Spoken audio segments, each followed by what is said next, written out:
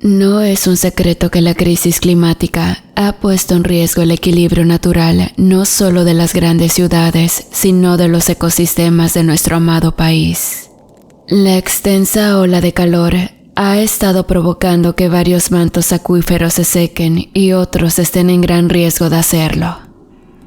Eso no es nuevo, pues en el 2022 nos tocó una misión secreta referente a este tema. Y para empeorar las cosas, las personas que se supone irían a estudiar el fenómeno para darle alguna solución habían desaparecido sin dejar rastros.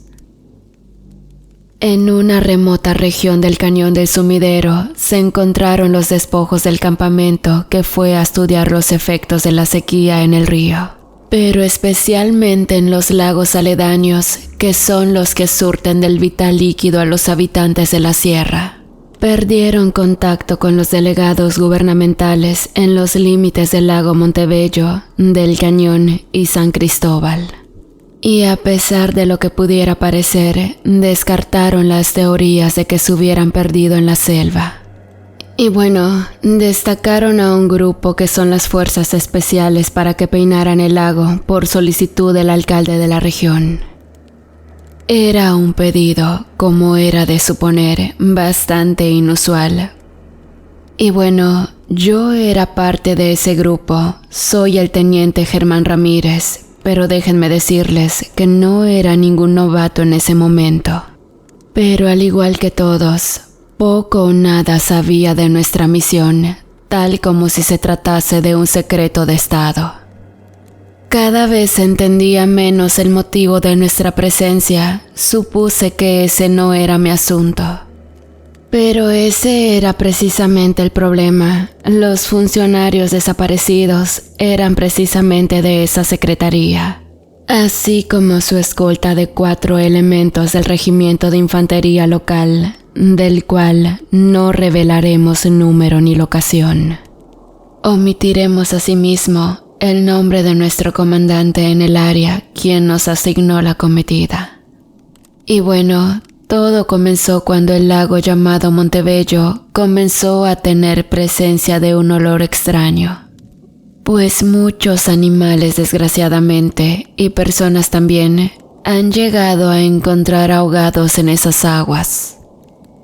El problema fue cuando comenzaron a aparecer peces muertos. El agua cambiaba de color y temperatura, y eso preocupó mucho a los locales, quienes dieron parte a sus autoridades. Llegaron los especialistas en compañía de los militares y guías nativos expertos en la región. Pero la misma noche en que llegaron, se perdió contacto con ellos. Los locales sencillamente se negaron a entrar al lago bajo ninguna circunstancia.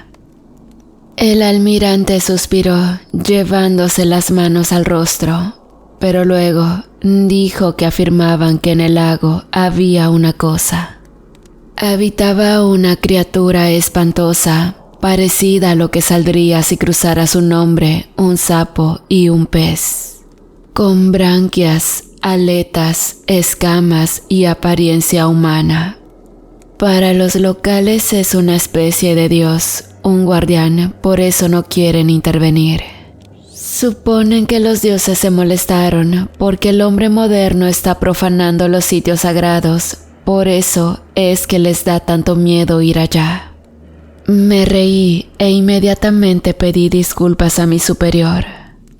El almirante resopló, azotando una serie de fotografías algo borrosas donde efectivamente se miraba a un hombre o algo parecido.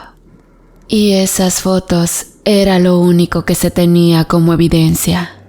La tenían entre las manos, el único cuerpo que pudimos encontrar. Nos llevaron a ver el cadáver en otra tienda que tenía un sofisticado equipo de refrigeración. El hombre estaba totalmente irreconocible. Pareciera que algo extremadamente poderoso le hubiera doblado cada articulación de su cuerpo. El forense levantó un brazo del occiso y estaba flácido, aguado, totalmente carente de apoyo o soporte óseo. Mi misión era localizar y recuperar el equipo extraviado y, de ser posible, los cuerpos, aunque no son prioridad. Pero lo que sí es una orden y una prioridad es capturar a la criatura con vida. Por eso trajimos a los mejores de los mejores. Me le cuadré al almirante y me dirigí con mis hombres hacia el lago. Íbamos equipados con tanto parque y armamento como para invadir un pequeño país. Un vehículo anfibio de lo más moderno, obtenido de manera poco clara y confidencial, según me dijeron. Estaba perfectamente equipado con sonares de barrido para escudriñar el lago desde arriba, y nuestro equipo de buceo fue reemplazado por muchos otros más. Se suponía que teníamos lo mejor, pero esto era otro mundo. Nos sentíamos astronautas usando ese equipo.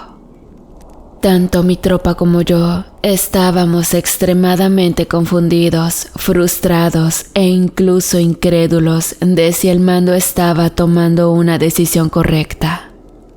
Y no sé, pudo haber sido cualquier cosa. Un loco, un cocodrilo, alguna especie de falla en la cámara. Pero las últimas fotos tomadas por ese hombre, mostrando esa cara escamosa, esos ojos negros enormes y profundos, y el estado en que encontraron el cadáver, no tenía sentido. Sin embargo, lo vimos, todos lo vimos, las órdenes eran claras.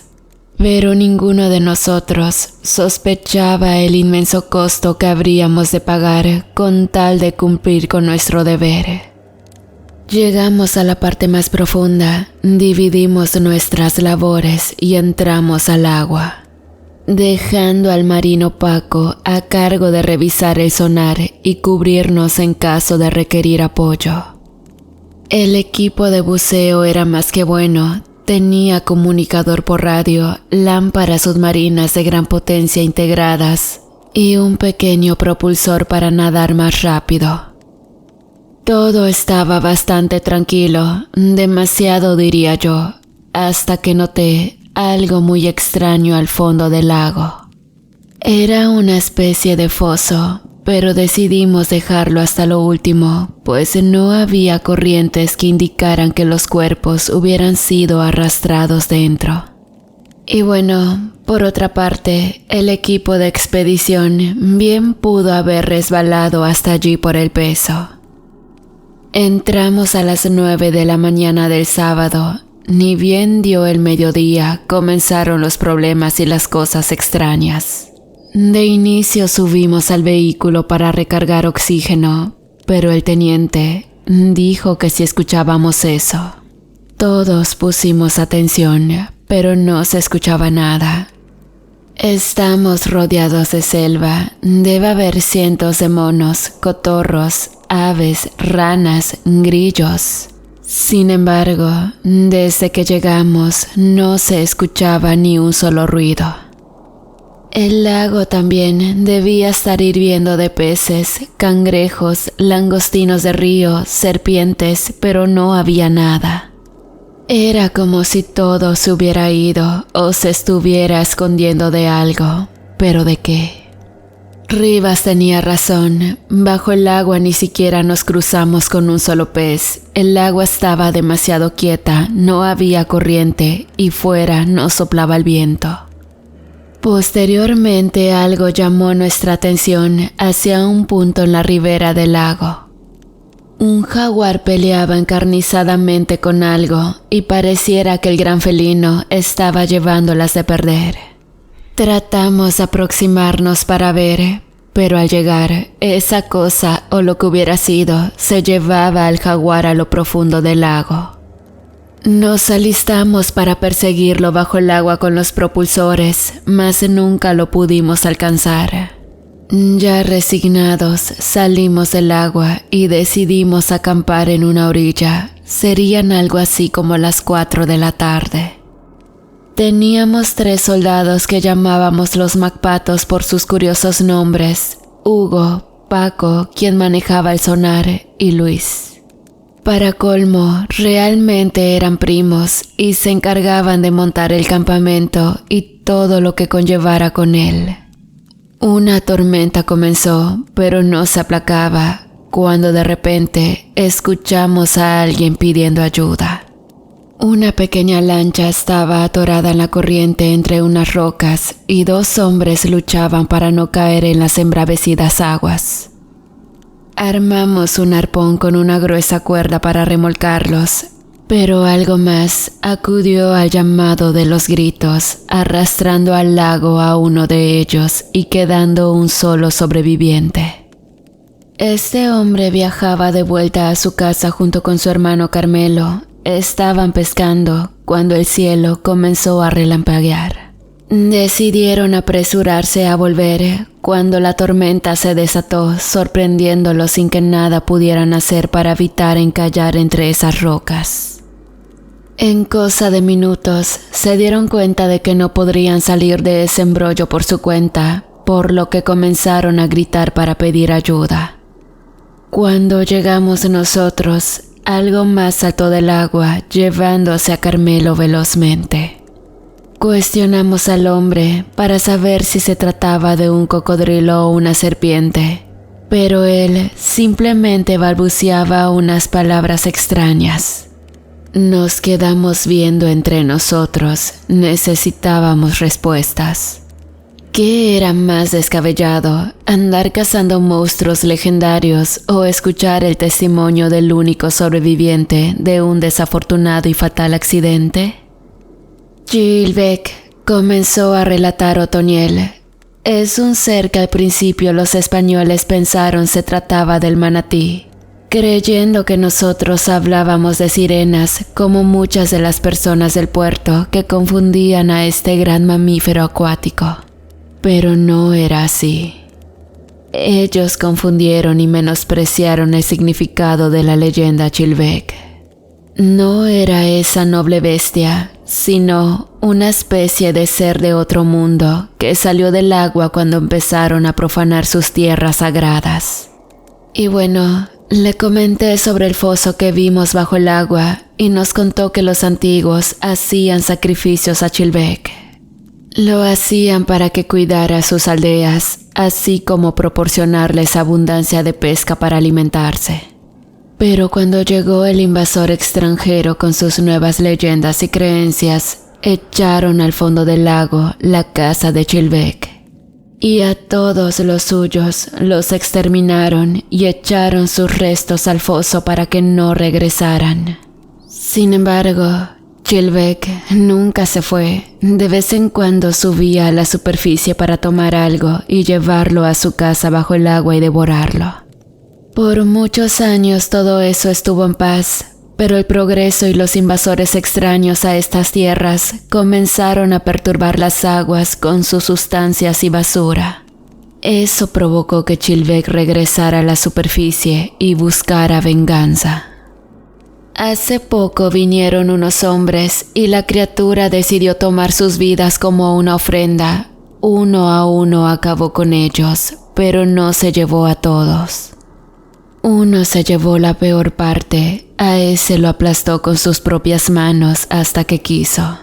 La forma tan detallada en que nos narró lo que había sucedido con los empleados del gobierno nos decía mucho sobre quién era Otoniel.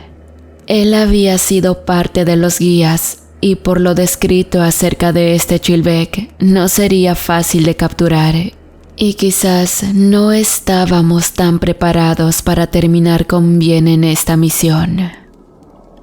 Alisté a mi tropa para continuar al amanecer. Dimos parte a nuestros mandos y nos dirigimos nuevamente al lago con la ayuda de Otoniel. Maldita la hora en que decidí adentrarnos a lo desconocido. Al bajar al agua, nos dirigimos al foso. Bajamos poco a poco mientras íbamos descubriendo cientos, quizás miles de huesos de animales y personas regados por todos lados. Tal pareciera que descendíamos lentamente a una tumba submarina. Otoniel tenía mucha razón. Las leyendas de sus ancestros no mentían. Lo que encontramos en las profundidades del lago sobrepasaba todo lo visto anteriormente por mis hombres o por mí mismo. No sé de qué forma o cómo fue posible sumergir todo el templo donde adoraron a este ser en esa remota época. Era un altar enorme, hecho de piedra blanca pulida, posiblemente mármol o algo por el estilo. En cada esquina de ese altar en forma de mesa rectangular, había una representación del mismo material de esa demoníaca criatura, tal como la descripción y las fotografías que nos mostró el almirante. Las figuras estaban posando una rodilla al piso, mirando hacia afuera, como si no fueran dignos de mirar lo que era para alguien más grande o importante que ellos. Había columnas grabadas con escenas que evidenciaban sacrificios de personas y animales, y algo verdaderamente preocupante que tomé en cuenta demasiado tarde. No le di la debida importancia, pues me imaginé sería una especie de alegoría, pero al emerger a la superficie me di cuenta de mi grave error. 2 de los macpatos descendieron conmigo, Rivas y Odilon, mientras el marino Paco se quedaba vigilando el sonar. Cuando emergimos, encontramos el vehículo volcado en la orilla con daños muy severos. El casco estaba totalmente destrozado, como si lo hubieran querido abrir por la fuerza con una motosierra o algo muy pesado y afilado. Le faltaban 3 ruedas y Paco no aparecía por ninguna parte. Sus primos, lógicamente, se preocuparon y decidí detener un poco nuestra misión para buscar a nuestro compañero. Como pudimos, nos atrincheramos entre el vehículo destrozado y los árboles más grandes que pudimos encontrar. Estábamos menos un elemento, así que entre los sargentos y los macpatos nos dividimos las guardias para que nadie se quedara solo. Se supone que las cosas de otro mundo no existen. Eso nos hacen creer desde el catecismo. Que Dios no habría creado a esos monstruos, que eso eran cuentos e iban totalmente contra la naturaleza y la evolución. Sin embargo, ahí estábamos, atrapados en medio de la selva. Y bueno, a pesar de que no hubo incidentes, muy poco, o mejor dicho, nada pudimos dormir y mucho menos descansar. Reanudamos la búsqueda de Paco a eso de las 9 de la mañana. Peinamos un área como de 200 metros a la redonda hasta que Hugo comenzó a gritar como poseído.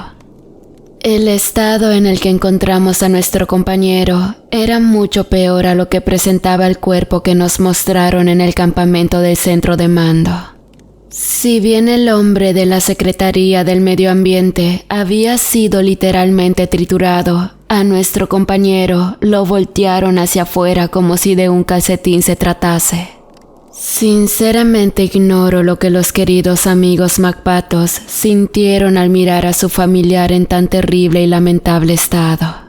Pero les puedo decir que tal cual, la piel estaba metida dentro del esqueleto con los órganos regados en el piso.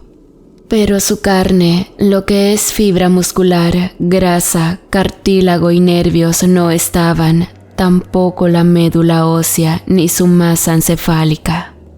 No solo era aterrador y espantoso, era algo inhumano, carente de piedad o respeto por la dignidad humana. La hazaña con que hicieron esa aberrante atrocidad con nuestro compañero no fue un acto hecho por un animal en busca de sustento. Literalmente tenía la malicia propia de conciencia, de sapiencia del bien y el mal. Lo que hizo eso, sabía perfectamente el enorme choque emocional que provocaría en quienes lo encontráramos. Lo hizo con maldad, con satisfacción, y eso nos aterrorizó aún más.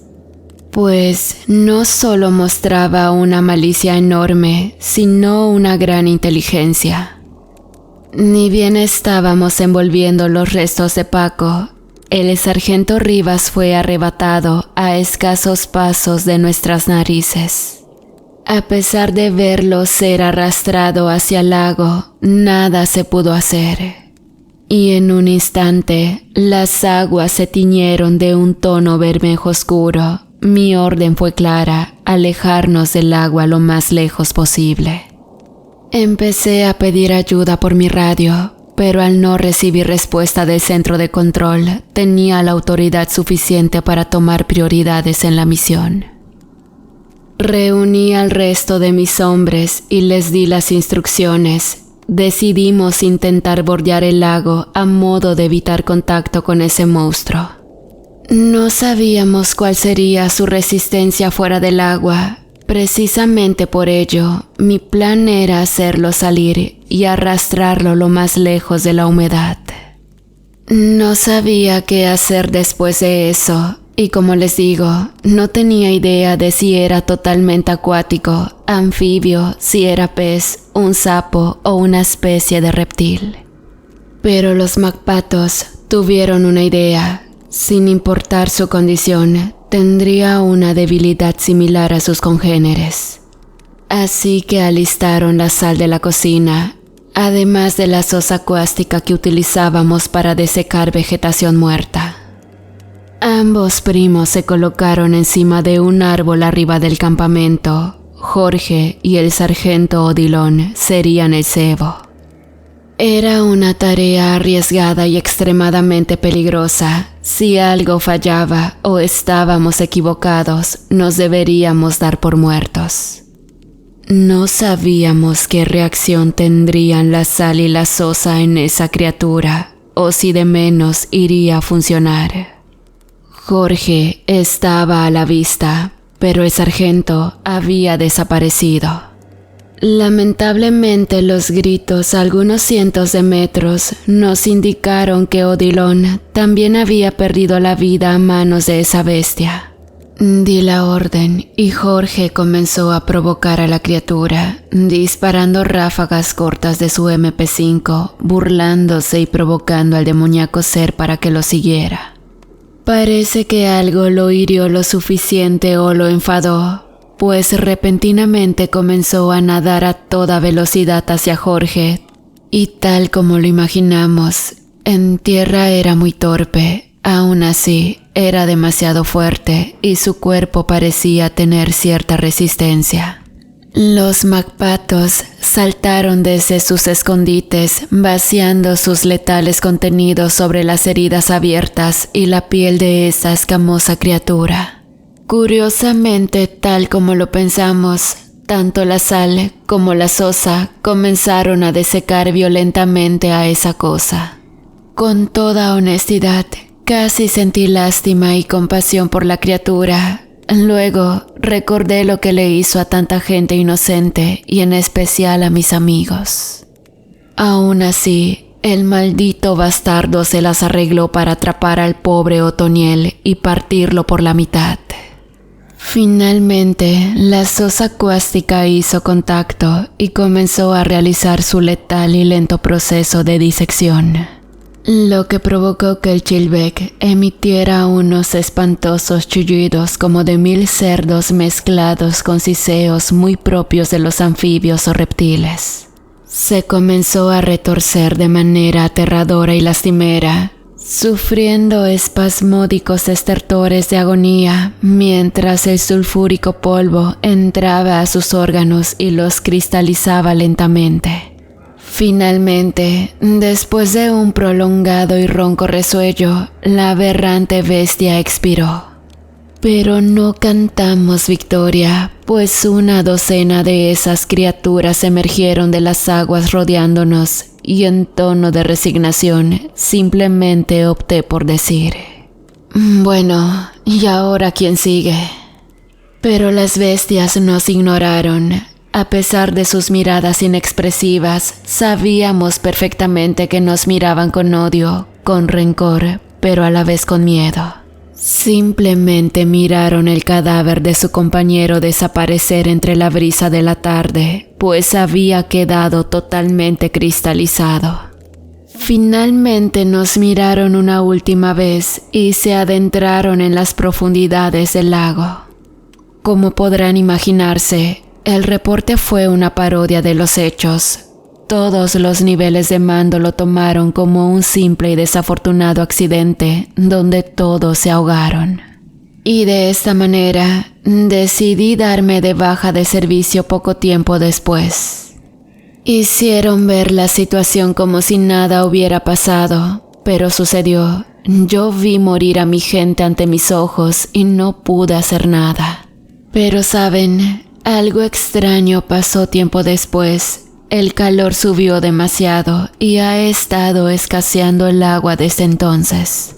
Lo que me hace pensar que realmente eliminamos a un ser sagrado, un mitológico dios que se encargaba de preservar el equilibrio en la naturaleza. A ciencia cierta no lo sé, pero lo que sí sé es que esas criaturas existen por alguna razón y que tienen algo que ver directamente con el ecosistema. Y no lo sé, posiblemente el destino se encargará de mandarme el karma que me toca por haber eliminado a un ser elemental y acabar con su entorno.